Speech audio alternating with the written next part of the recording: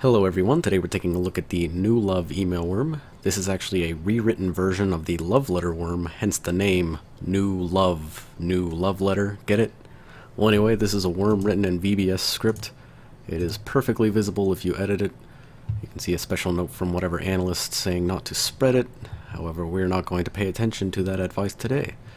We are going to trash this machine with it.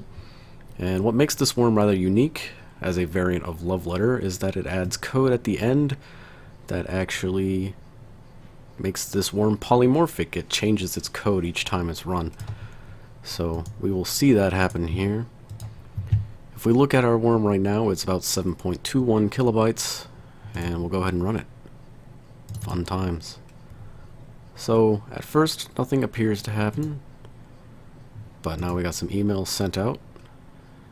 So we have forward.bitmap, and the only thing attached is a copy of the worm with no message body. However, if we look at it, the file size has grown immensely. It's now over 100 kilobytes instead of 7.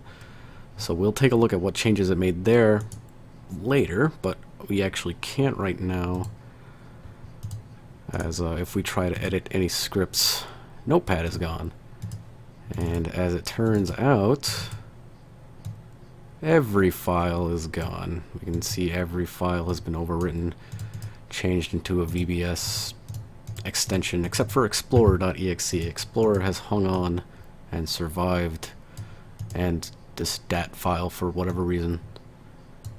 Oh, and we got some text files. Okay, we got a few survivors.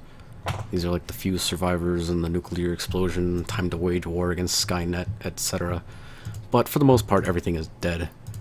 Everything is a 0-byte VBS file, so everything has been cleared out, overwritten, and then remade into VBS, so these don't even do anything if you try to run them. And as stated before, you cannot look at the contents of anything since Notepad has been deleted. Oh, cannot find it. Luckily, the original worm itself has not been overwritten. So we'll go ahead and restart, and as you would expect, nothing good happens when we do this. As we can see, everything that the computer expects to be present when booting is no longer there, so it fails to boot. And looking in directories, you'll just find the same huge lists of VBS files. Now, we're actually going to replace this virtual machine and take a look at what made this file size increase so dramatically. Okay, so we've replaced the virtual machine, and now we can actually see how the worm has changed its code. So it's a little simplistic, but it works very well. As soon as it spreads itself, it writes random comments with random characters for random lengths around every line of code. So as we can see, the original message from the analyst, "do not spread," has now been moved down a few lines and surrounded by a lot of gibberish. So these text comments increase the worm's code size. However, it will still run if we actually run this. Let me turn off my shared folder so I don't remove all my data accidentally. And we'll run the polymorphic version of it, and we will see the same result.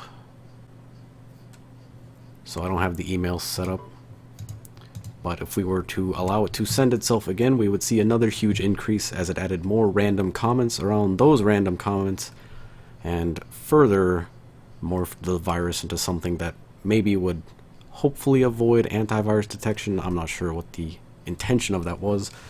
I just thought it was pretty neat. And that is really about it for the New Love email worm. Thank you for watching.